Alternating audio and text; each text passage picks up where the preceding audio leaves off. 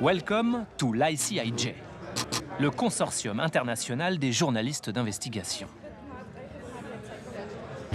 Si vous suivez un peu Cash, l'ICIJ, vous connaissez déjà. Avec eux, on a dévoilé le scandale des LuxLeaks, des Panama Papers, puis des Paradise Papers.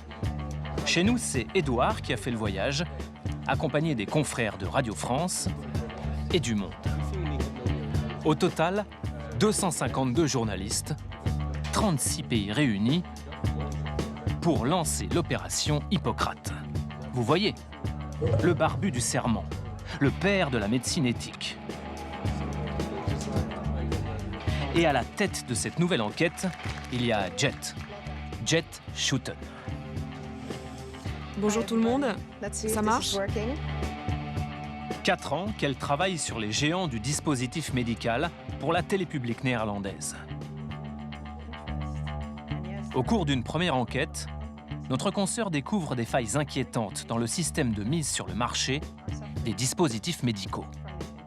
On voulait comprendre comment fonctionnait le système en Europe, car plusieurs personnes nous ont dit qu'il était mauvais.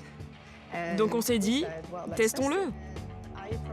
Pour tester les contrôles sur les nouveaux implants, la journaliste néerlandaise va inventer une prothèse bidon, un modèle qui ressemble à celui implanté à Natacha.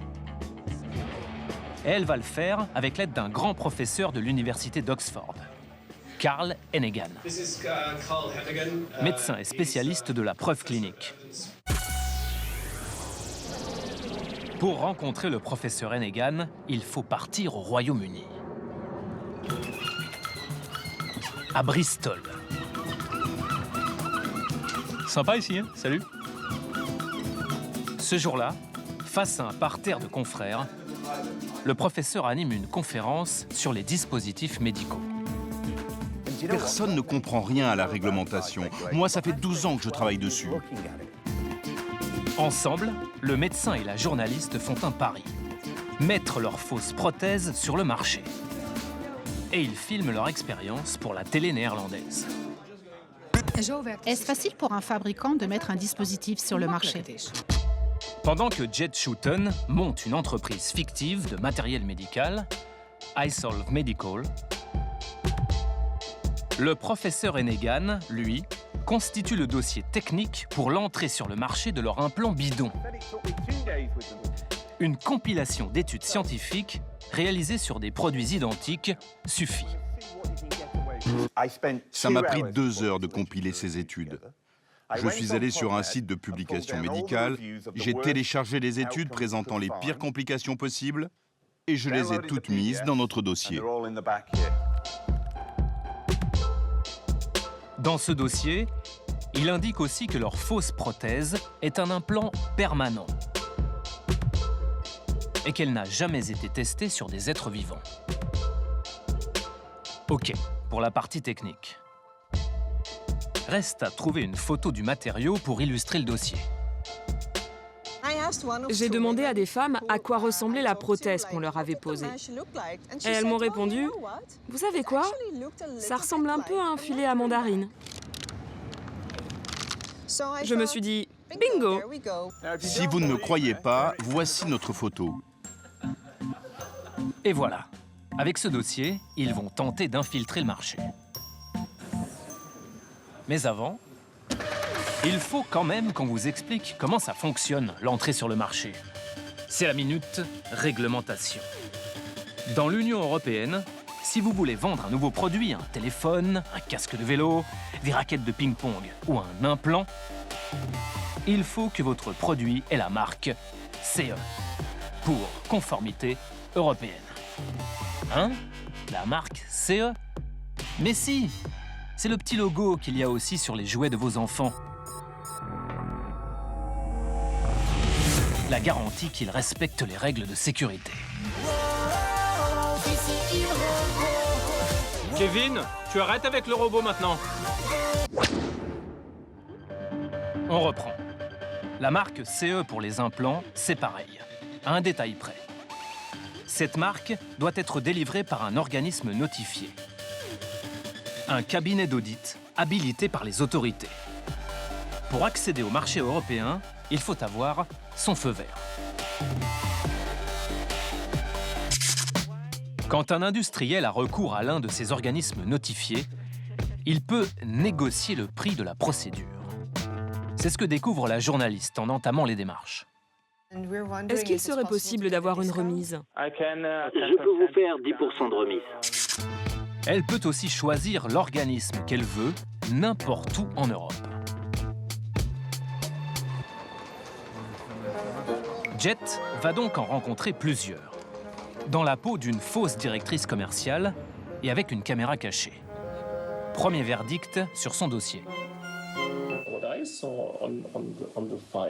Ce que j'ai vu dans votre dossier, de manière générale, il y a des données scientifiques. Une liste complète d'études ne tombe pas du ciel. C'est le résultat de longues heures de travail sur ce produit.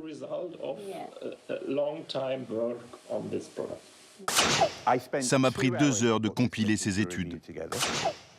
Il y a des données scientifiques. Il s'agit de matériaux bien connus. Pourquoi pas? Et avec les organismes notifiés suivants, le dossier bidon de Jet obtient le même résultat. Je dirais que vous avez 90 ou 95% de chances de réussite. Quelle chance avons-nous d'obtenir la marque CE? Vous avez 100% de chance d'obtenir la marque CE. Récapitulons. Pour obtenir le sésame européen, le marquage CE, pas besoin de faire tester un implant par les organismes notifiés. Un dossier technique suffirait. La journaliste néerlandaise arrête ici sa démonstration. Mais elle repart avec une info essentielle donnée par les experts. C'est vous, en tant que fabricant, qui faites l'évaluation de conformité vous-même. Nous, on ne certifie pas le produit. On certifie que le système de gestion de qualité du fabricant permet au fabricant d'être en mesure d'évaluer lui-même sa conformité. Ah mais c'est génial! C'est comme si vous faisiez tout seul votre contrôle technique. Puis qu'ensuite, vous alliez au centre de contrôle technique sans votre voiture pour dire « Bonjour monsieur, j'ai bien fait mon contrôle technique ». Alors là, le technicien du centre, il valide votre fiche de contrôle technique qui dit « Contrôle technique, OK ». À la fin, vous repartez avec votre vignette de contrôle technique. Salut, salut! Un jeu d'enfant. Ça fonctionne vraiment comme ça? À Bristol, on a posé la question au spécialiste, le professeur Carl Hennegan. Le marquage CE signifie une seule chose.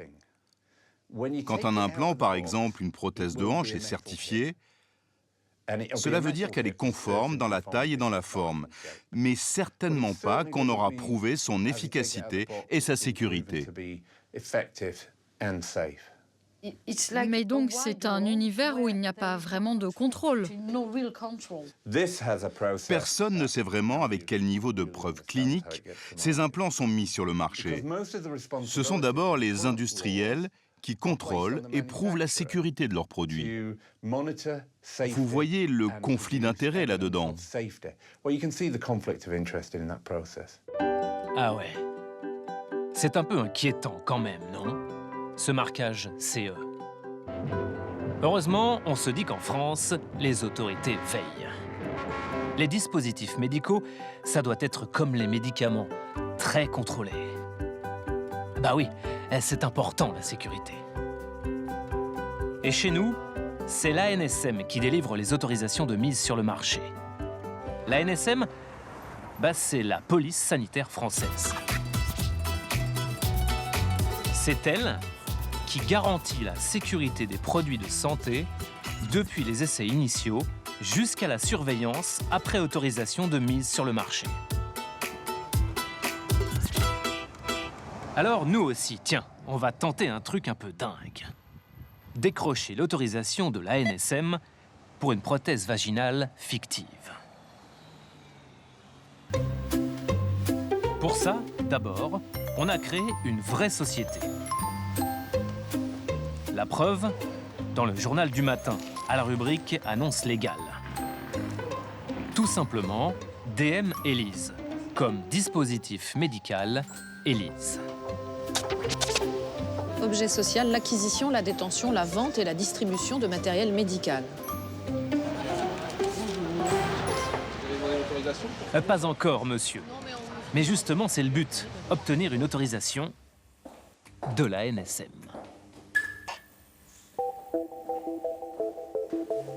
Dans notre société, DM Elise, notre produit star s'appelle Esolve TEM. C'est la version francisée de la fausse prothèse de la journaliste et du professeur. Pour la commercialiser sur le marché français, la procédure est la suivante. Un formulaire à remplir, avec en pièces jointes les 2 seuls documents obligatoires à fournir. L'étiquetage du produit et sa notice d'utilisation, c'est-à-dire le dossier du professeur Hennegan, traduit et remanié sous la forme d'une vraie notice. Quant au marquage CE, nous donnons le nom d'un organisme notifié que nous n'avons jamais contacté.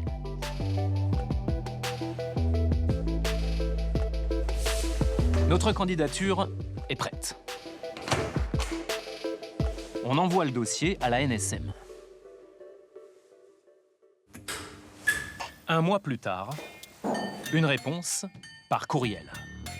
Vos mails du 20 juillet 2018 nous sont bien parvenus et votre dossier est en attente de traitement. Vous recevrez un accusé de réception dès que nous aurons procédé à l'enregistrement de vos dispositifs médicaux. Toutefois, vous n'avez pas besoin d'attendre ce document pour faire la mise sur le marché de vos dispositifs médicaux. Et c'est là que l'on comprend le système. Oui, ça paraît dingue, mais c'est la loi. En France, contrairement aux médicaments, les dispositifs médicaux n'ont pas besoin d'une autorisation de mise sur le marché. La NSM n'est donc qu'une chambre d'enregistrement des implants. En fait, il suffit d'avoir la marque CE délivrée par un organisme privé, et c'est tout. Alors, évidemment, nous avons plein de questions à poser à la NSM.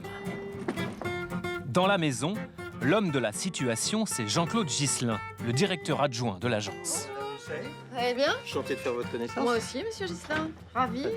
Avant, monsieur Ghislain était responsable de l'évaluation des dispositifs médicaux. Il est pile à l'heure et surtout fin prêt à démarrer. On va vous installer pour le maquillage. Vous êtes maquillée? Oui. Ah, alors juste un coup de poudre, peut-être, Esther. Oui. Hein? Vous avez une maquilleuse à la NSM? C'est qu'on est beaucoup sollicité et en fait, bon, ça nous gagne du temps. Ah, et vous êtes une star de la télé, quoi. Non, pas Allez, on range les pinceaux, on va parler dispositifs médicaux. Jean-Claude Ghislain, vous êtes le directeur des situations d'urgence, des affaires scientifiques et de la stratégie européenne de l'ANSM. Et vous avez une spécialité qui nous intéresse beaucoup, les dispositifs médicaux.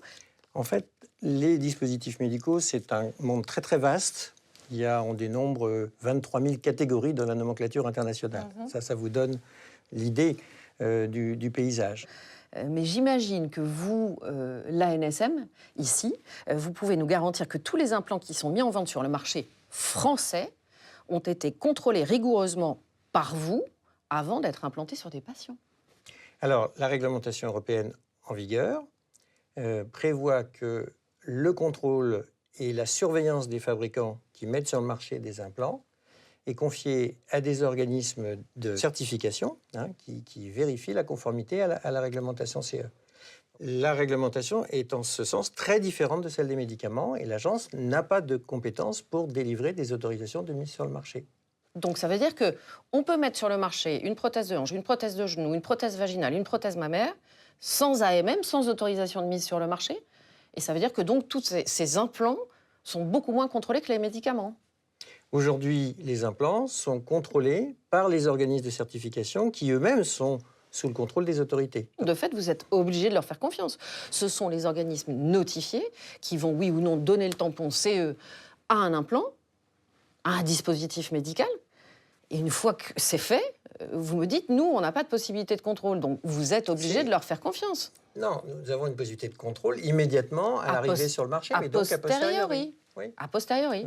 Comprenez que moi, en tant que patiente, ça me rassure qu'à moitié. Mais je le comprends et je peux vous dire que ça n'est pas forcément quelque chose qui nous satisfait. C'est simplement l'état actuel de nos possibilités dans l'état du droit européen qui s'applique en France. Est-ce que l'ANSM demande le certificat CE aux industriels, par exemple? J'imagine que ça, pour vous, c'est très important et que tout ça est très vérifié.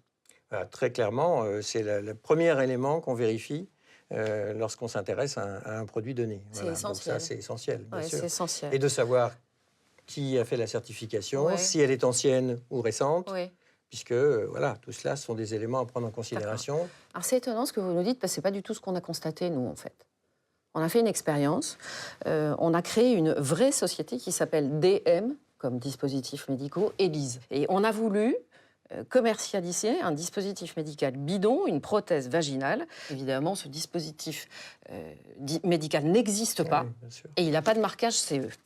Bien sûr, on a rempli votre formulaire qui est ici, on a tout fait comme il faut et on vous l'a envoyé. Et voici la réponse que nous a envoyée votre service. On va le regarder ensemble. Voilà, vos mails du 20 juillet 2018 nous sont bien parvenus et votre dossier est en attente de traitement. Et puis un peu plus bas, toutefois, vous n'avez pas besoin d'attendre ce document pour faire la mise sur le marché de vos dispositifs médicaux. Une réaction? Oui. D'abord, un commentaire. On ne peut pas bloquer la mise sur le marché. Le droit européen nous en empêche. Notre implant imaginaire, on l'a déclaré dans la catégorie 2B, c'est-à-dire à risque potentiel élevé. La catégorie qui est réservée aux implants permanents. On se dit que la NSM, sur ce genre d'implant-là, où il y a clairement un risque potentiel élevé, vous avez peut-être regardé ce dossier-là avec un tout petit peu plus d'attention qu'un abaisse-langue. Oui, mais à nouveau, à la fois en 2B, il y a aussi des implants en classe 3, qui sont encore la catégorie au-dessus. C'est ça votre justification? Non, ce n'est pas une justification du tout. Je vous explique simplement que toutes ces procédures de déclaration ne sont pas des procédures de contrôle systématique. Je crois que l'an dernier, on a reçu 6700 déclarations de nouveaux dispositifs arrivant sur le marché français. D'accord ? On est obligé d'essayer d'identifier les produits qui ont un caractère soit de nouveauté, soit pour être contrôlés en priorité, en l'état du droit européen. Monsieur Ghislain, on a fraudé sur 4 critères. Vous êtes la police. On s'attend à ce que vous nous arrêtiez. Vous nous arrêtez pas, vous nous dites allez-y, mettez ça sur le marché, il n'y a pas de problème. Je vous ai donné toute l'explication du fait que vous décrivez. Ben, disons que ça ne nous suffit pas alors. On comprend pas. Je comprends que ça ne vous suffise pas.